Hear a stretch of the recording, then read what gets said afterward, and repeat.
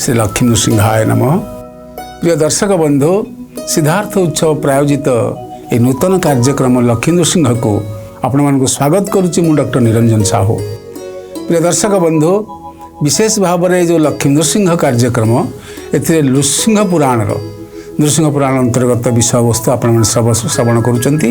आउ नृसिंह नर आ सिंह भगवान आदि सत्य जुगरे जो लीला होता जो भाव में मूरदत्त को से बध करने बाध्य होते, कारण मूरदत्त होती विशेष भाव में ब्रह्मांकर पुत्र। यही ब्रह्मापुत्र मूर और दारुण को विशेष भाव में भगवान किभली बद्ध करथिले एवं मुरारी नाम धारण करथिले से संपर्क आम मैंने शुणुचे। यह द्वारा धर्म अर्थ काम मोक्ष आमको प्राप्ति होता है। प्रिय दर्शक बंधु, आपण मैंने आगुरी तो बहु कथा श्रवण करिसेंती, तेबे आज आसतु शुणिबा विशेष भाव में इंद्रंकर आत्मगोपन संपर्क रे।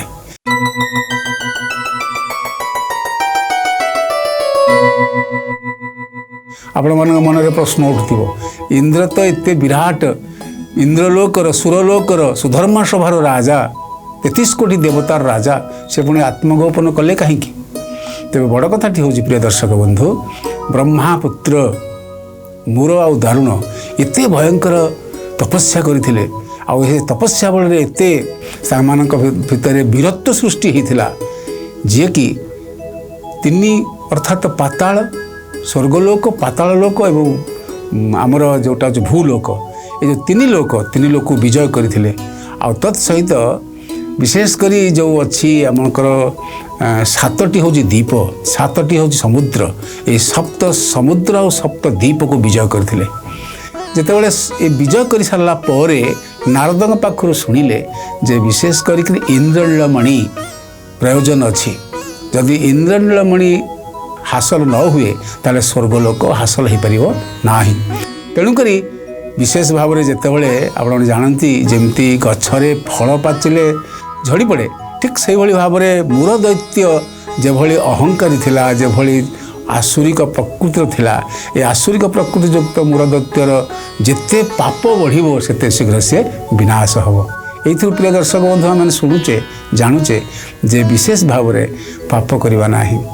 ब्रह्मापुत्र मूर इच्छा कला जे मु इंद्रलोक रे राजा हेबी एवं इंद्रलोक को आक्रमण कला। पूर्व आपने शुणी कि आक्रमण करथिला एवं तत्सहित यही आक्रमण रे इंद्र पलायन करिसेंती एवं आत्मगोपन करिसेंती।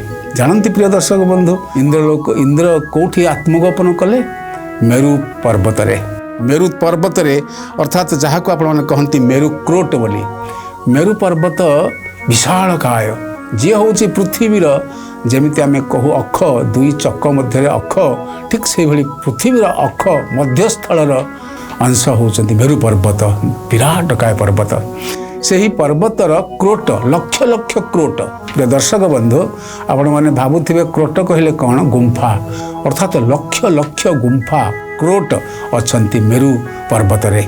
ये मेरु पर्वत रे आत्मगोपन करने सुविधा है, कारण यह पाताल लोक पृथ्वी लोक एवं स्वर्गलोक ये तीन लोक को स्पर्श करुवा मेरु पर्वतर क्रोट मध्य आत्मगोपन करने को बाध्य हेले, कारण तांको ब्रह्मा कहीदेले जे तुम आत्मगोपन कर, कारण मेरु दैत्य पाखु तुम्हें जीति पार ना एवं तुम विनाश घटव।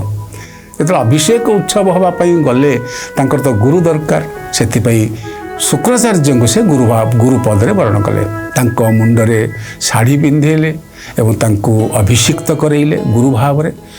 आप भावुवे निश्चित भाव में ऋषि जो मरीचि ऋषि वशिष्ठ ऋषि पुलह पुलस्त्य ऋषि भृगु ऋषि ये सब ऋषि अच्छा, से भली समकक्ष ऋषि होती शुक्राचार्य। भगवान विष्णु समुद्र रे जितेबाला सागर मंथन कले अमृत भाग जी होती कश्यप ऋषिंकर दितिपुत्र मानक अंश देले नाही, जहाँफल जड़े ऋषि जी कि मृत्यु संजीवनी मंत्र को हासिल करी देवता मानक विपक्ष असुर मानक जितेवाई मृत्यु संजीवनी हासिल कले तपस्या बल। प्रिय दर्शक बंधु, से ही शुक्राचार्य विशेष भाव में देवता मानकर गुरु होती बृहस्पति एवं असुर मानकर गुरु होती शुक्राचार्य। आप भगवत गीतार शुणी थे भगवान निजे कहते, भगवान कृष्ण कहते जे मु होची मुषणा कवि, अर्थात कवि कहले शुक्राचार्य। मु होची से ही शुक्राचार्य जी मृत्यु संजीवनी अधिकारी होते। ठीक से भाव में प्रिय दर्शक बंधु मुरासुर ब्रह्मापुत्र मुरासुर आ मूर दारुण ये शुक्राचार्य को तांकर गुरुपदरे वर्ण कले। गुरुपदरे वर्ण कला परे निवेदन कले मोर जे मते इंद्रलोक अभिषिक्त करांतु हे गुरुदेव। एवं शुक्राचार्य कहले जे विशेष भाव में गोटे कथा शुक्राचार्य संपर्क में किभली भाव में मेरु पर्वत रे लुचि थे इंद्र ए मुरासुर आत्मगोपन कर इंद्र को कहीं खोजिकी पाइले ना, कारण से भली मेरु पर्वतर जोठिकी जड़े आत्मगोपन कले निजर काया देखा जाए ना, से निजे विशेष भाव में उभान हो जाती शून्य हो जाती भितर। एपटे आपणकर विशेष भाव में शुक्राचार्य गुरु हवा पर दैत्य माने बिना परामर्श शुक्राचार्य कौन कार्य करते ना, ये हूँ कार मुरासुर आ दारुणर निर्देश।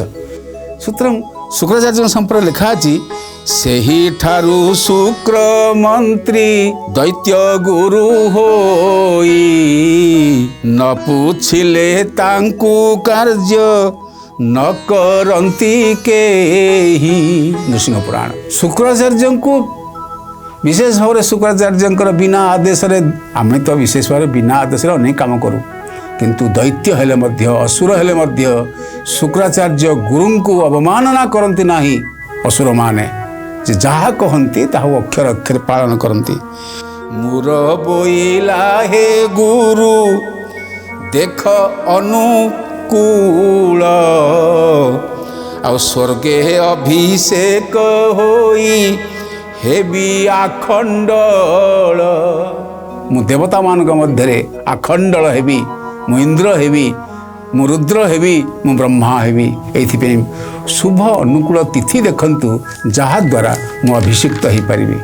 जे दर्शक बंधु अभिषेक हवा को चाहूचंती मूर असुर, किंतु शुक्राचार्य गुरु हेले मध्य कहउचंती हे मूर तुमर 6टी जिनिस दरकार, 6टी गुण दरकार, 6टी संपद दरकार। से 6टी संपद प्राप्ति हेले तुमे इंद्रलोक रे इंद्र पद प्राप्ति हो पारिबो। शिष्य प्रवर जी बहु बलवान, जी स्वर्गमर्त्य पाताल तीनिपुर को जीति थिले एवं जी विशेष भाव में सप्तद्वीप सप्त समुद्र को जीति थिले, से कहते गुरुदेव कौन से 6टी द्रव्य जो 6टी द्रव्य मो पाखे ना आ मु से 6टी द्रव्य किभली प्राप्ति हेबी कहतु। विशेष भाव में कहते जे तुम पाखे सची दरकार, इंद्राणी दरकार।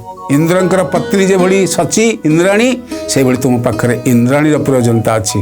प्रिय दर्शक बंधु आपने जानती गोटे यज्ञ कले होम इत्यादि कले आपणकर पत्नी आप सहित बसती, अर्थात ये हूँ शुभ एवं ये हूँ विशेष भाव में याज्ञिक वैदिक तत्व जे निश्चित भाव में आमर जो मनु शतरूपा पाखु जन्म नहीं पुरुष नारी, नारी सहित पुरुष और पुरुष सहित नारी अर्धांग उभय धर्म कार्य उभयंकर स्वभाग अच्छी। प्रिय दर्शक बंधु से शुक्राचार्य कहते तुम पाखरे इंद्रपदरे अभिषिक्त हवा को हेले सचिंकर प्रयोजनता अच्छी।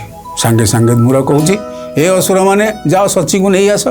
शुक्राचार्य कहले ताहा हेब नाही, तुमको जदि सची की तुम्हें विशेष भाव अपहरण करी तांकर इच्छा विरुद्ध रे कार्य कर ताहाले मध्य इंद्रपद मिलिबो नाही, तुमको सची को मनैवाक पड़िबो।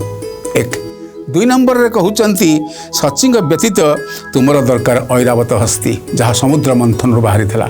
बिना ऐरावत हस्ती तुम्हें इंद्र हो पार ना।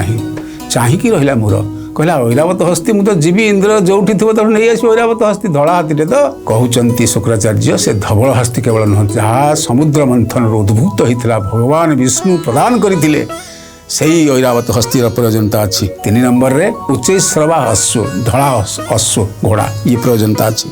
एवं कहते जहाँ जो तुम्हें आक्रमण करते इंद्रपद को से हूँ कौन इंद्र नीलमणि। भगवान विष्णु इंद्र नीलमणि मणिटी देते इंद्र को इंद्रपद पाई। जे इंद्र चली जाती परवर्ती इंद्र आसती से मध्य से ही इंद्र नीलमणि को धरिक भगवान विष्णुकर नहीं पदक को धरिक इंद्रलोक 33 कोटी देवता भितर स्वर्गमर्त्य पाताल को से माने परिचालना करती शासन करती। एवं कहते आउ गोटे कहते चतुर्थरे से होती अप्सरा ग्रहण तुम पाखे दरकार। अप्सरा किए उर्वशी मेनका रंभा तिलोत्तमा आउ त्रिचार्ची ତା ସହିତ ପ୍ରମାଳଚୀ ଏବଂ ସହଜନ୍ୟା ଏଭଳି ଯେଉଁ ଅଛନ୍ତି ଆପଣଙ୍କର ଯାହାକୁ କହନ୍ତି ଅଷ୍ଟ ଅପ୍ସରା। ମୋର କହିଲା ଠିକ୍ ଅଛି, ଅଷ୍ଟ ଅପ୍ସରାକୁ ଆଣିବା ପାଇଁ କିଛି ଅସୁବିଧା ନାହିଁ, ମୁଁ ନେଇ ଆସିବି ସେମାନଙ୍କୁ, ଜବରଦସ୍ତି ଅସୁରଙ୍କୁ ପଠାଇଲେ ନେଇ ଆସିବେ। ଭଗବାନ ଶୁକ୍ରାଚାର୍ଯ୍ୟ କହୁଛନ୍ତି ନା, ସେମାନଙ୍କୁ ମନେଇବାକୁ ପଡ଼ିବ, ସେମାନେ ଦେବକନ୍ୟା। ଏବଂ ତତ୍ ସହିତ କହୁଛନ୍ତି ପାରିଜାତ ପୁଷ୍ପ ଦରକାର 6ଟି, ଷଷ୍ଠ ବିଦ୍ୟାଟି ହେଉଛି ପାରିଜାତ ପୁଷ୍ପ। ଏଇ 6ଟିକୁ ଏକାଠି କଲେ ତୁମେ ନିଶ୍ଚିତ ଭାବରେ ଇନ୍ଦ୍ରପଦରେ ପ୍ରାପ୍ତି ହୋଇପାରିବ, ଅଭିଷିକ୍ତ ହୋଇପାରିବ। ଶୁକ୍ରାଚାର୍ଯ୍ୟଙ୍କର ଏହି ବାକ୍ୟଟି ନୃସିଂହ ପୁରାଣରେ କହୁଛନ୍ତି, ଏ ଷଡ଼ ଦ୍ରବ୍ୟରୁ ଦ୍ରବ୍ୟ ଗୋଟିଏ ଏକ ନାହିଁ, କିସ ଘେନି ଅଭିଷେକ ହେବୁ ଦୈତ୍ୟ ସାଇ। ତୁମ ପାଖରେ ବଳ ଅଛି ନିଶ୍ଚିତ ଭାବରେ, ତୁମେ ବ୍ରହ୍ମାଙ୍କ ପୁତ୍ର ନିଶ୍ଚିତ ଭାବରେ, ତୁମେ ବ୍ରାହ୍ମଣ ନିଶ୍ଚିତ ଭାବରେ, କିନ୍ତୁ ଇନ୍ଦ୍ର ପଦକୁ ହାସଲ କରିବା ପାଇଁ ହେଲେ ଏଇ ଯେଉଁ 6ଟି କଥା ଭିତରୁ ତୁମ ପାଖରେ ଗୋଟିଏ ହେଲେ ନାହିଁ, ତେଣୁ ତୁମେ ଇନ୍ଦ୍ର ପଦ ପ୍ରାପ୍ତି ହୋଇପାରିବ ନାହିଁ। ଏବଂ ସୁର ବିଶେଷ ଭାବରେ ମୂର କହୁଛନ୍ତି ମୁଁ ହାସଲ କରିବି, ଶୁକ୍ରାଚାର୍ଯ୍ୟ ଗୁରୁ କହୁଛନ୍ତି ହାସଲ କର। ଏବଂ କିଭଳି ହୋଇପାରିବ ନା, ନିଶ୍ଚିତ ଭାବରେ ଇନ୍ଦ୍ରଙ୍କୁ ଯଦି ବାନ୍ଧିକି ନେଇ ଆସିପାରିବ, ତାହେଲେ ଇନ୍ଦ୍ରଙ୍କ ପାଖରେ ଇନ୍ଦ୍ରାଣୀ ଅଛନ୍ତି, ଇନ୍ଦ୍ରଙ୍କ ପାଖରେ ଐରାବତ ହସ୍ତି ଅଛି, ଇନ୍ଦ୍ରଙ୍କ ପାଖରେ ଇନ୍ଦ୍ରନୀଳ ମଣି ଅଛି, ଇନ୍ଦ୍ରଙ୍କ ପାଖରେ ଅପ୍ସରୀମାନେ ଅଛନ୍ତି, ତାଙ୍କ ସହିତରେ ଅପ୍ସରୀମାନେ ମଧ୍ୟ ଉଭାନ ହୋଇଛନ୍ତି। ଏବଂ ବିଶେଷ ଭାବରେ ପ୍ରିୟ ଦର୍ଶକ ବନ୍ଧୁ, ଏଇମାନଙ୍କୁ ଖୋଜିବା ପାଇଁ, ସଚୀକୁ ଆଉ ପାରିଜାତ ପୁଷ୍ପକୁ ଖୋଜିବା ପାଇଁ, ଆଣିବା ପାଇଁ ଇନ୍ଦ୍ରନୀଳମଣିକୁ ମୁରାସୁର ପଠାଉଛନ୍ତି। ଏବଂ କ'ଣ କରିଛନ୍ତି, ନିଜେ ଯେତେବେଳେ ଜମ୍ବୁଦ୍ୱୀପର ଅଧିକାରୀ ହୋଇଛନ୍ତି, ଜମ୍ବୁଦ୍ୱୀପକୁ ଯିବେ ନିଶ୍ଚିତ ଭାବରେ। ଏଇଥିପାଇଁ ତାଙ୍କର ଯିଏ ଅସୁର ଅଛି କାଙ୍କଳାସୁର, ଏ କାଙ୍କଳାସୁରକୁ ସ୍ୱର୍ଗ ଜଗିବା ପାଇଁ, ଅର୍ଥାତ୍ ଇନ୍ଦ୍ରଲୋକକୁ ଜଗିବା ପାଇଁ ରଖେଇ ଦେଇ ସେ ଆସିଛନ୍ତି ଜମ୍ବୁଦ୍ୱୀପକୁ। କିନ୍ତୁ ଇନ୍ଦ୍ର ପଦରେ ଅଭିଷିକ୍ତ ହେବା ପାଇଁ ହେଲେ 6ଟି ଜିନିଷ ଦରକାର, ଯାହା ଗୁରୁ ଶୁକ୍ରାଚାର୍ଯ୍ୟ କହିଛନ୍ତି। ତନ୍ମଧ୍ୟରୁ ଗୋଟିଏ ହେଲେ ନାହିଁ ମୂରଙ୍କ ପାଖରେ। ତେଣୁ ସେ ଯାଇଛନ୍ତି କାଙ୍କଳାସୁରକୁ ଇନ୍ଦ୍ରଲୋକକୁ ଜଗେଇ ଦେଇ ଜମ୍ବୁଦ୍ୱୀପକୁ ଅର୍ଥାତ୍ ପୃଥିବୀ ପୃଷ୍ଠକୁ ଆସିଛନ୍ତି। ଏହି ସମୟରେ, ଏହି ସୁଯୋଗରେ ଇନ୍ଦ୍ର ବିଶେଷ ଭାବରେ ଆତ୍ମଗୋପନ କରିଥିବା ଯିଏ ମେରୁକୂଟରେ ଥିଲେ ଆକ୍ରମଣ କରିଛନ୍ତି ଇନ୍ଦ୍ରଲୋକକୁ। ଏବଂ ଇନ୍ଦ୍ରଲୋକ ଅଧିକାର କରିବା ଭିତରେ କାଙ୍କଳାସୁର ଯୁଦ୍ଧ କରିଛି। ଏବଂ ଏ ଖବର ପାଇକି ମୂରଦୈତ୍ୟ ପୁଣି ଆକ୍ରମଣ କରିଛି, ଦ୍ୱିତୀୟବାର ଆକ୍ରମଣ କରିଛି ସ୍ୱର୍ଗଲୋକକୁ ଏବଂ ଇନ୍ଦ୍ରକୁ ବନ୍ଦୀ କରିଛନ୍ତି। ଇନ୍ଦ୍ରକୁ ବାନ୍ଧି ଦେଲା ପରେ ସୁଯୋଗ ହେଇଛି ଯେ ମୋତେ ଇନ୍ଦ୍ରନୀଳମଣି ଦିଅ, ମୋତେ ସଚୀକୁ ଦିଅ, ମୋତେ ପାରିଜାତ ପୁଷ୍ପ ଦିଅ, ମୋତେ ଅଷ୍ଟ ଅପ୍ସରୀ ଦିଅ, ୟାକୁ ମାଗିଛନ୍ତି। କିନ୍ତୁ ଇନ୍ଦ୍ର ବଡ଼ କୌଶଳୀ। ଇନ୍ଦ୍ର ପଦ କାହିଁକି ସେ ପ୍ରାପ୍ତି ହେଇଛନ୍ତି? ତାଙ୍କ ପାଖରେ କିଛି ବୁଦ୍ଧି ଅଛି, ଗୁଣ ଅଛି, କ୍ରିୟା ଅଛି। ସେ କହୁଛନ୍ତି ଯେ ମୁଁ ତ ବନ୍ଦୀ ତୁମ ପାଖରେ ହେ ମୂର, ମୋ ପାଖରେ ତ ସେଇ ସବୁ ଜିନିଷ କିଛି ନାହିଁ ନା, ତୁମ ପାଖରେ ସବୁ ଅଛି ବୋଲି ମୋର ଗୁରୁ ଶୁକ୍ରାଚାର୍ଯ୍ୟ କହିଛନ୍ତି ଏବଂ ତୁମ ପାଖରେ ସବୁ ଅଛି, ତୁମେ ଲୁଚଉଛ। କିନ୍ତୁ ଇନ୍ଦ୍ର କହୁଛନ୍ତି ଯେଉଁ ଇନ୍ଦ୍ରନୀଳମଣି ଖୋଜୁଛନ୍ତି ତାହା ମୋର ନୁହେଁ, ତାହା ହେଉଛି ବିଷ୍ଣୁଙ୍କର। ସେଇଥିପାଇଁ ବିଷ୍ଣୁକୁ ଇନ୍ଦ୍ରନୀଳମଣି ବୋଲି କହନ୍ତି। ଏବଂ ତାହା ବିଶେଷ ଭାବରେ ଦେବଲୋକର 33 କୋଟି ଦେବତା ସ୍ୱର୍ଗଲୋକ, ମର୍ତ୍ତ୍ୟଲୋକ, ପାତାଳ ଲୋକକୁ ପରିଚାଳନା କରିବା ପାଇଁ ସ୍ୱୟଂ ପ୍ରତୀକ ରୂପରେ ଇନ୍ଦ୍ରନୀଳମଣି ରୂପରେ ଭଗବାନ ବିଷ୍ଣୁ ଆମ ପାଖରେ ଅଛନ୍ତି। କିନ୍ତୁ ଆସିଲେ ମାଗିକି ନେଇଗଲେ, ଏ ଯୁଦ୍ଧ ହେବା ପୂର୍ବରୁ ମାଗିକି ନେଇଯାଇଛନ୍ତି। ଦ୍ୱିତୀୟରେ ଇନ୍ଦ୍ରାଣୀ ମଧ୍ୟ ଆତ୍ମଗୋପନ କରିଛନ୍ତି, ମୋ ପାଖରେ ଇନ୍ଦ୍ରାଣୀ ନାହାନ୍ତି, ମୁଁ ଏକୁଟିଆ ହେଇକି ଅଛି, ମୋ ପାଖରେ ମଧ୍ୟ ଇନ୍ଦ୍ରାଣୀ ନାହାନ୍ତି। ଦ୍ୱିତୀୟରେ ପାରିଜାତ ପୁଷ୍ପ ମଧ୍ୟ ଭଗବାନ ନେଇଯାଇଛନ୍ତି ବିଷ୍ଣୁ, କ୍ଷୀରସାଗରରେ ଶୟନ କରିଛନ୍ତି, ନିଦ୍ରା ଯାଇଛନ୍ତି। ଆଉ ବିଶେଷ ଭାବରେ ଆଉ ଯେଉଁ 2ଟି କଥା, ଐରାବତ ହସ୍ତି ଆଉ ଉଚ୍ଚୈଃଶ୍ରବା ଅଶ୍ୱ, ଏ 2ଟି ମଧ୍ୟ ମୋ ପାଖରେ ନାହାନ୍ତି। କାରଣ ମୁଁ ପରାସ୍ତ ହେଲା ପରେ, ରାଜା ଯେତେବେଳେ ପରାସ୍ତ ହୋଇଯାଏ, ସେ ରାଜ୍ୟରେ କିଛି ଅଂଶ ତାର ରହେ ନାହିଁ। ଆପଣ ଜିତି ସାରିଛନ୍ତି, ମୋ ପାଖରେ ତାହା ନାହିଁ। ଏଭଳି ଅବସ୍ଥାରେ ମୂର ମୋଟା ବୁଦ୍ଧି ତ ଅସୁରଙ୍କର। ଶୁକ୍ରାଚାର୍ଯ୍ୟଙ୍କୁ ପଚାରୁଛନ୍ତି ଏ କଥା କ'ଣ ହେଇପାରିବ? ତେଣୁ ସୁତରାଂ ମୂରର କଥାରେ ଶୁକ୍ରାଚାର୍ଯ୍ୟ କିଛି କହୁନାହାନ୍ତି। କିନ୍ତୁ ଅପର ପାର୍ଶ୍ୱରେ ବ୍ରହ୍ମା କହିଦେଇଛନ୍ତି, ହେ ଇନ୍ଦ୍ର, ତୁମେ ଯେକୌଣସି ପ୍ରକାରେ ଆତ୍ମଗୋପନ କର। ଆତ୍ମଗୋପନ, ତୁମେ ଆଉ ଇନ୍ଦ୍ରଲୋକ ପ୍ରତି ପ୍ରଲୁବ୍ଧ ହୁଅ ନାହିଁ, ତୁମେ ଆତ୍ମଗୋପନ କର। ଏହା ହିଁ ଏହି ସମୟରେ ତୁମ ପାଇଁ କରଣୀୟ। ଏ କଥା କହିସାରିଲା ପରେ ଇନ୍ଦ୍ର ନୀଳମଣି ଇତ୍ୟାଦି ଇତ୍ୟାଦି କିଛି ପ୍ରାପ୍ତି ହେଇନି ମୂର, କିନ୍ତୁ ଇନ୍ଦ୍ରକୁ ପାଟ ଦଉଡ଼ିରେ ବାନ୍ଧି ପକାଇଛନ୍ତି। ପାଟ ଦଉଡ଼ିରେ ବନ୍ଧା ହୋଇଥିଲେ ପୁଣି ଲୌହ ଶିଙ୍କୁଳିରେ ବାନ୍ଧିଦେଲେ, କହିଲେ ଇଏ ସବୁ ନ ଦେବା ପର୍ଯ୍ୟନ୍ତ ହେଇପାରିବ ନାହିଁ। ଇନ୍ଦ୍ର କ'ଣ କରିଛନ୍ତି? ଇନ୍ଦ୍ର ସ୍ତୁତି କରୁଛନ୍ତି ଭଗବାନ ବିଷ୍ଣୁଙ୍କୁ। ଭଗବାନ ବିଷ୍ଣୁ ନିଦ୍ରା ଯାଇଛନ୍ତି। ଯୋଗ ନିଦ୍ରାରେ ଅଛନ୍ତି ଭଗବାନ ବିଷ୍ଣୁ। କ୍ଷୀର ସାଗରରେ ପାଦମୋଚ୍ଚାଳନ କରୁଛନ୍ତି ମହାଲକ୍ଷ୍ମୀ। ବିପଞ୍ଚିନୀ ବଜାଉଛନ୍ତି ଅର୍ଥାତ୍ ବୀଣା ବଜାଉଛନ୍ତି ମା ସରସ୍ୱତୀ।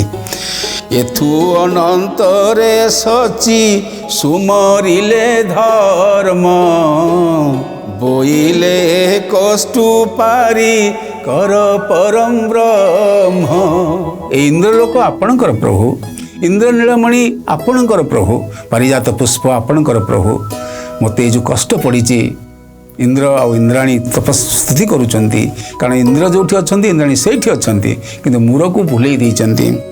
କହିଲେ ଧର୍ମ ବ୍ରନ୍ତ ପ୍ରାଣୀ କି ଯେ ପଡ଼ଇ କଷଣ, ଧର୍ମ ଥିଲେ ରଖନ୍ତି ନିଶ୍ଚେ ନାରାୟଣ।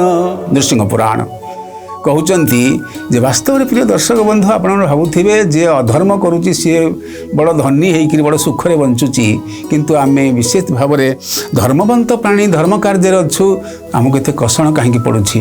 ଭଗବାନ ବିଷ୍ଣୁଙ୍କୁ ଯେଉଁମାନେ ତପସ୍ୟା କରନ୍ତି ପ୍ରିୟ ଦର୍ଶକ ବନ୍ଧୁ, ଜଗନ୍ନାଥଙ୍କ ଆଶ୍ରୟରେ ଯେଉଁମାନେ ରହନ୍ତି, ବାସ୍ତବରେ କଷ୍ଟ ପାଆନ୍ତି, କାରଣ ସେମାନଙ୍କୁ ଅଧିକରୁ ଅଧିକ ଶୁଦ୍ଧ କରିବା ପାଇଁ, ଅଧିକରୁ ଅଧିକ ଭକ୍ତ ପ୍ରାଣ କରିବା ପାଇଁ ଭଗବାନଙ୍କର ଇଚ୍ଛା ଏବଂ ତାଙ୍କୁ ମୁକ୍ତି ଦେବା ପାଇଁ ଇଚ୍ଛା ବୋଲି ଭଗବାନ ତାଙ୍କୁ ବିଶେଷ ଭାବରେ ଆପଣ ଭାବୁଥିବେ ଯେ ଯିଏ ସୁଖରେ ଅଛି ବୋଲି କହୁଛ, ଧନ ବିଳାସରେ ଅଛି ବୋଲି କହୁଛ, ଐଶ୍ୱର୍ଯ୍ୟରେ ଅଛି ବୋଲି କହୁଛନ୍ତି, ସେ ବାସ୍ତବରେ ଐଶ୍ୱର୍ଯ୍ୟରେ ନାହିଁ।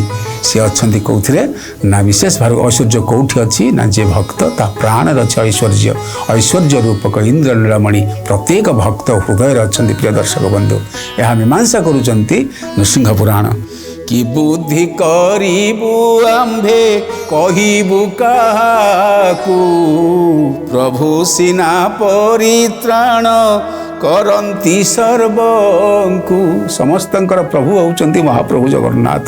ପ୍ରିୟ ଦର୍ଶକ ବନ୍ଧୁ, ଇନ୍ଦ୍ର ଯିଏ ଅଛନ୍ତି 33 କୋଟି ଦେବତାର ସମ୍ରାଟ ରାଜା, ଇନ୍ଦ୍ରାଣୀ ଯିଏ ହେଉଛନ୍ତି ସ୍ୱୟଂ ମହାଲକ୍ଷ୍ମୀ ମହାସରସ୍ୱତୀଙ୍କର ଅଂଶ, ସେମାନେ ସ୍ତୁତି କରୁଛନ୍ତି ଭଗବାନ ବିଷ୍ଣୁଙ୍କୁ ଆମକୁ ସଙ୍କଟ ରକ୍ଷା କରନ୍ତୁ ବୋଲି।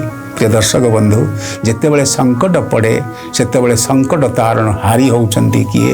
ଭଗବାନ ବିଷ୍ଣୁ ମା ମହାଲକ୍ଷ୍ମୀ ଲକ୍ଷ୍ମୀ ନୃସିଂହକୁ ସ୍ତୁତି କରନ୍ତୁ, ସଙ୍କଟରୁ ଉଦ୍ଧାର ପାଇବେ। ପ୍ରିୟ ଦର୍ଶକ ବନ୍ଧୁ, ଏଇଭଳି ଭାବରେ ଇନ୍ଦ୍ର ଆଉ ସଚି ସ୍ତୁତି କରୁଛନ୍ତି କାହାଙ୍କୁ ନା ଭଗବାନ ବିଷ୍ଣୁଙ୍କୁ। କହିଲେ ଆମେ ନିରପରାଧ, ଆମର ଅପରାଧ କିଛି ନାହିଁ ପ୍ରଭୁ, ଆମେ ହେଉଛୁ ବିଶେଷ ଭାବରେ ସଙ୍କଟରେ ପଡ଼ିଥିବା ଆପଣଙ୍କର ସେବକ।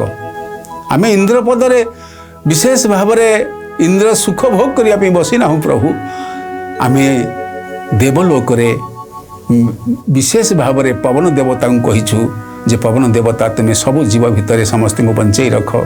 ମେଘକୁ କହିଛୁ ବୃଷ୍ଟି କର, ଯଥା ସମୟରେ ପ୍ରତିପାଳନ କର ପ୍ରଜାଙ୍କୁ, ଏବଂ ବିଶେଷ ଭାବରେ ଭକ୍ତଜନଙ୍କୁ ରକ୍ଷା କର।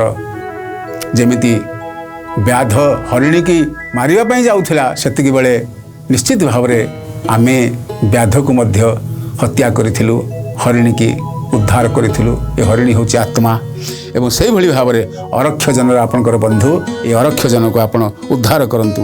ଏହି ସମୟରେ ପ୍ରିୟ ଦର୍ଶକ ବନ୍ଧୁ, ବିଶେଷ ଭାବରେ ନାରଦ ମହର୍ଷି ଆସି ପହଞ୍ଚୁଛନ୍ତି ବନ୍ଧା ହେଇଥିବା କିଏ ନା ଇନ୍ଦ୍ରଙ୍କ ପାଖରେ। ସ୍ତୁତି କରୁଛନ୍ତି ଭଗବାନ ବିଷ୍ଣୁଙ୍କୁ, କାରଣ ସେତିକି ବେଳକୁ ବ୍ରହ୍ମାଙ୍କର ପୁତ୍ର ମୂର ଆଉ ଦାରୁଣ ଇନ୍ଦ୍ରଲୋକକୁ ଆକ୍ରମଣ କରି ଇନ୍ଦ୍ର ହେବେ ବୋଲି ଅଭିଷେକ ହେବା ପାଇଁ ସେମାନେ 6ଟି ପଦାର୍ଥ ଖୋଜୁଛନ୍ତି। ସେ 6ଟି ପଦାର୍ଥ ହେଉଛନ୍ତି ବିଶେଷ ଭାବରେ ଇନ୍ଦ୍ରାଣୀ ପତ୍ନୀ ଖୋଜୁଛନ୍ତି। ଇନ୍ଦ୍ରଲୋକର ପତ୍ନୀ ହେଉଛନ୍ତି ସଚି, ଏବଂ ଦ୍ୱିତୀୟରେ ଖୋଜୁଛନ୍ତି ପ୍ରିୟ ଦର୍ଶକ ବନ୍ଧୁ, ଆପଣମାନେ ଶ୍ରବଣ କରିସାରିଛନ୍ତି, ଇନ୍ଦ୍ର ନୀଳମଣି ଅର୍ଥାତ୍ ଭଗବାନ ବିଷ୍ଣୁଙ୍କୁ। ଏବଂ ତୃତୀୟ କଥାଟି ଖୋଜୁଛନ୍ତି ଐରାବତ ହସ୍ତି ଏବଂ ଉଚ୍ଚୈଶ୍ରବା ଅଶ୍ୱ ଆଉ ତତ୍ ସହିତ ପାରିଜାତ ପୁଷ୍ପ ଏବଂ ଅଷ୍ଟ ଅପ୍ସରୀ। ଯେତେବେଳେ ଦେବଲୋକରେ ଯେତେବେଳେ ବିଶେଷ ଭାବରେ ଇନ୍ଦ୍ରଲୋକରେ ପ୍ରବେଶ କରିଛନ୍ତି ମୂର, ଆଉ କାଙ୍କଳାସୁରକୁ ଦାୟିତ୍ୱ ଦେଇଥିଲେ ଇନ୍ଦ୍ରପଦ ଜଗି ରଖିବା ପାଇଁ, ସେତିକିବେଳେ ବହୁ ଅସୁର ତାଙ୍କ ସହିତରେ ସ୍ୱର୍ଗଲୋକକୁ ଯାଇଥିଲେ। ମନରେ ପ୍ରଶ୍ନ ଆସେ, ଏ ମଣିଷ ଏତେ ବିଶେଷ ଭାବରେ ତପସ୍ୟା କରୁଛି, ଋଷିମୁନିମାନଙ୍କର ଦେଶ, ଯେଉଁମାନେ ହେଉଛନ୍ତି କଶ୍ୟପ ଋଷିଙ୍କର ଦ୍ୱିତୀୟ ଗର୍ଭରୁ ଜନ୍ମ ନେଇଥିବା ଅସୁରମାନେ, ସେମାନଙ୍କର ଏତେ ଅଧିକାର ଆସିଲା କ'ଣ? ଉତ୍ତର ହେଉଛି ପ୍ରିୟ ଦର୍ଶକ ବନ୍ଧୁ, ତପସ୍ୟା। ସେମାନେ କୁଚ୍ଛର ଘୋର ତପସ୍ୟା କରି ବ୍ରହ୍ମାଙ୍କର ବରରେ ବଳିୟାନ ହୋଇଛନ୍ତି। କାରଣ ଆପଣ ପାଠ ଠିକରେ ପଢ଼ିଲେ ଆପଣମାନଙ୍କୁ ବର ମିଳିବ ନିଶ୍ଚିତ ଭାବରେ। पाठ ठीक पढ़िले परीक्षा भल भाव नंबर रहिबो प्रिय दर्शक बंधु। किंतु जीवन में जदि सफलता आसी नाही केही आपनको पचारिबे नाही। जेतेबेले आपनको सफलता आसीबो सेति बेले निश्चित भाव भगवान आशीर्वाद करिवे, ब्रह्मा वरदान करिवे, महारुद्र देव महादेव आशीर्वाद करिवे, देवता माने ठीक समय वर्षा करिवे, ठीक समय समस्ते आशीर्वाद करिवे। ये होची नृसिंह पुराण विषय वस्तु। अर्थात मुरासुर जेतेबेले स्वर्ग अधिकार करी अर्थात इंद्रपद प्राप्ति होगापी जाऊँ सहित असुर मैंने अच्छा। अर्थात मूर दैत्यर बल बलियान हो असुर मैंने देखुं अप्सरा मान देखुं इंद्रलोक आउ सब अप्सरी मान देखुं से मन भितर कामना सृष्टि होती। प्रिय दर्शक बंधु मूर सहित मूर विशेष भाव में इंद्राणी की प्राप्ति होगापी कारण इंद्राणी होती सुंदरी दिव्य सुंदरी रति एवं पार्वती लक्ष्मी ठार अधिक सुंदरी होती इंद्राणी। ये सौंदर्य विमुग्ध होती मुरासुर मोर दरकार इंद्राणी। यही व्याकुलता जिते बड़े नारी प्रति आसक्ति आपणकर प्रबलतर हम प्रिय दर्शक बंधु आपणकर निश्चित भाव में पतन घटव पाप वृद्धि हम मातृवत परदारिषु। जदि परदारा परपत्नी मातृवत नहला आपण जानतु आपण ही होचंती मूर आपण होचंती असुर। ये हूँ नृसिंह पुराण विषय वस्तु। ये विशेष भाव में जिते इंद्र तपस्या इंद्र और इंद्राणी तपस्या करुचंती स्तुति करुचंती विष्णु को से विष्णु रे से तपस्या रे संतुष्ट होचंती विष्णु किंतु जोगनिद्रा रे सोईचंती।